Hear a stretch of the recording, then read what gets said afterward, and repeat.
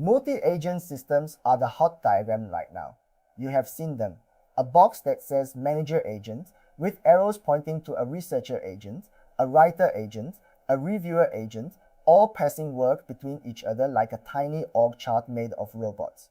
It looks impressive and sophisticated, and it makes a great slide. But here is the honest truth from running this stuff for real content work. Most tasks need exactly one agent, and reaching for many by default is a great way to make something slower, more expensive, and more likely to break. I run multi-agent setups where they earn their keep, and I run plenty of single-agent setups too. So let me give you the honest version of when more agents actually help and when they are just an expensive way to look clever. First, let me say plainly what a multi-agent system actually is, because the diagrams make it sound more mystical than it is. It is just several specialized agents that handwork to each other. Instead of one agent that does everything, you have one that researches, one that writes, one that checks, and some coordinator that passes the work along the line. Each agent is the same basic thing I have described before, a model with a narrow goal and some tools. The only new idea is the handoff, one agent finishing its piece and passing the result to the next. There is no magic in the arrows, they are just one agent's output becoming another agent's input. Once you see it that way, the question stops being is multi-agent better and becomes a simpler one. Is this task actually several separate jobs, or is it one job I am chopping up for the sake of the diagram? Now the trade-offs, because every one of those handoffs costs you something real. The first cost is money. Each agent in the chain makes its own model calls. A task that one agent could do in a handful of calls might take 3 agents 15 calls between them, and on a metered API, every one of those has a price. You are paying for the coordination overhead, not just the work. The second cost is latency. Each handoff is another round of a model thinking, responding, and passing along. A chain of 4 agents is 4 times the waiting, stacked end to end. The third cost is the one people underestimate the most. Every handoff is a place to lose context. When Agent 1 passes its result to Agent 2, Agent 2 only knows what was in that handoff. If something important did not make it into the message, it is gone. The writer agent does not know what the researcher saw unless the researcher explicitly passed it along. So multi-agent systems leak context at every boundary, and a lot of their failures are not any single agent being wrong, but something getting dropped in the gap between them. Let me make the context loss problem concrete, because it is the one that surprises people, and it is the one that causes the most baffling failures. Say you have a researcher agent and a writer agent. The researcher reads a dozen sources and forms a rich understanding, but when it hands off to the writer, all the writer receives is whatever the researcher chose to put in the handoff message. Everything the researcher saw but did not write down is simply gone. So if the writer produces something that misses an important nuance, the bug is not in the writer, which did fine with what it had, and not in the researcher, which understood correctly. The bug is in the gap, the thing that did not make it across the handoff. These gap failures are genuinely hard to debug because no single agent is wrong. Each one did its job with the information it had. The information just leaked out between them. A single agent holding the whole task never has this problem because nothing is ever handed off. The full understanding stays in one place from start to finish. So, with all that cost, when does splitting into multiple agents genuinely earn it? The first case is genuinely separable subtasks. If the work breaks cleanly into pieces that do not need to share much context, splitting is natural. Think of a job where one part is go find and gather a pile of raw material, and another part is take that material and shape it into something. Those are different jobs with a clean boundary, and the handoff between them carries everything the second part needs. When the seams in the work are real, putting an agent on each side of the seam is sensible. The second case is when the subtasks need genuinely different tools or different strengths. An agent that searches and gathers needs search tools. An agent that writes needs none of that. It needs the gathered material and a clear instruction. An agent that checks the work needs the ability to inspect and validate, but not to create. Giving one agent all of those tools at once makes it harder to keep reliable, because more tools means more ways to wander, which is the problem I have talked about before. So sometimes the split is really about keeping each agent narrow and well tooled, which is a reliability argument as much as a capability one. The third case is parallel independent work. This is where multi-agent genuinely shines and where I actually use it. If you have 10 things to do that do not depend on each other at all, you can run 10 agents at once instead of one agent grinding through them one by one. They do not need to talk, they do not share context, they just each take a chunk and work in parallel. That is a real speed up, and it is the cleanest possible use of multiple agents because there are no handoffs to leak context. They fan out, they each do their isolated piece, and the results come back together at the end. Parallel and independent is the sweet spot. Now the other side, when more agents actively hurt, the most common mistake is taking a single coherent task and splitting it just to look sophisticated.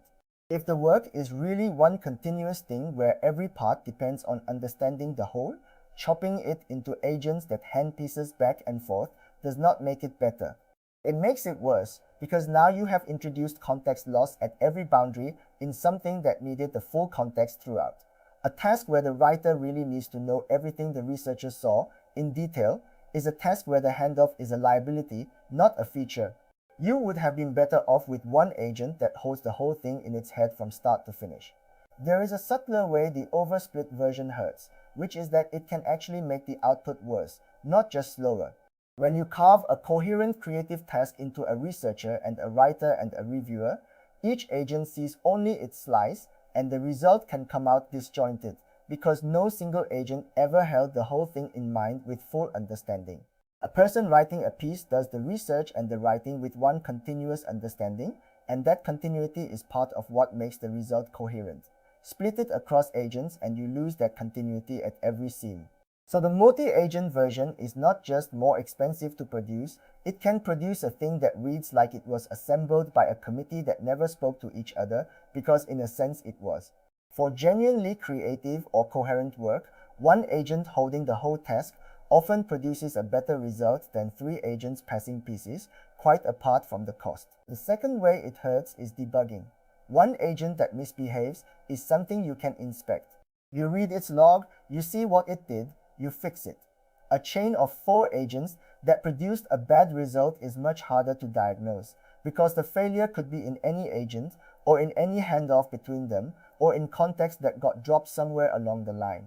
You have multiplied the number of places to look, so every agent you add to a chain is another thing to debug when the whole thing produces something wrong. And that cost is paid every time something goes sideways, which is often. Is use. Start with one agent, always. Give one well-scoped agent the whole task and see if it can do it. Most of the time it can, and you are done, with no handoffs, no context leaks, and one place to debug. Only split into multiple agents when you hit a real reasons, a genuine seam in the work, a need for very different tools, or independent pieces you can run in parallel. And when you do split, keep the handoffs deliberate. Be explicit about exactly what context passes from one agent to the next, because that handoff is where things get lost. Do not split because the diagram looks better with more boxes. Split because the work itself is actually more than one job. There is a distinction worth drawing here that clears up a lot of confusion between agents that pass work in a chain and agents that run in parallel. These are both called multi-agent, but they could not be more different in how they behave. A chain is sequential and coupled. Agent 1 feeds Agent 2 feeds Agent 3, and every handoff is a place to lose context, and every agent waits for the one before it. That is the fragile, expensive, hard to debug version, and it is the one I avoid unless the work genuinely demands it. Parallel is independent and decoupled. 10 agents each take a separate item, none of them talk to each other, and they all finish around the same time. There are no handoffs at all, so there is no context to lose, and the only coordination is gathering the results at the end. When people tell me multi-agent did not work for them, they almost always mean a chain. When they tell me it was a huge speedup, they almost always mean parallel. Same label, opposite experience, and knowing which one you are reaching for saves a lot of pain. So my honest default has 2 parts. First, try one agent for the whole task, because most tasks are really one coherent job and the single agent avoids every handoff problem. Second, if you do need many agents, strongly prefer the parallel independent shape over the sequential chain. because parallel gives you the speed up without the context leaks.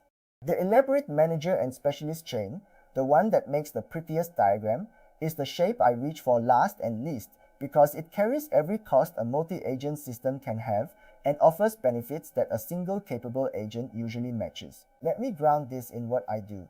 For content work, I mostly run single agents with narrow jobs because most of those tasks are one coherent thing. Where I reach for multiple agents is the parallel case, when I have a batch of independent items to process and I can fan them out instead of running them in sequence. That is multi-agent at its best, no shared context, no fragile handoffs, just parallel work coming back together. I have also tried the elaborate manager and specialist chains for tasks that did not truly need them, and the result was reliably slower, pricier, and harder to fix than just giving one capable agent the whole job. I learned to stop splitting for the sake of splitting. So the honest answer to do you actually need multiple agents is probably not as often as the diagram suggests. The multi-agent pattern is a real and useful tool for work that genuinely splits, especially independent work you can run in parallel.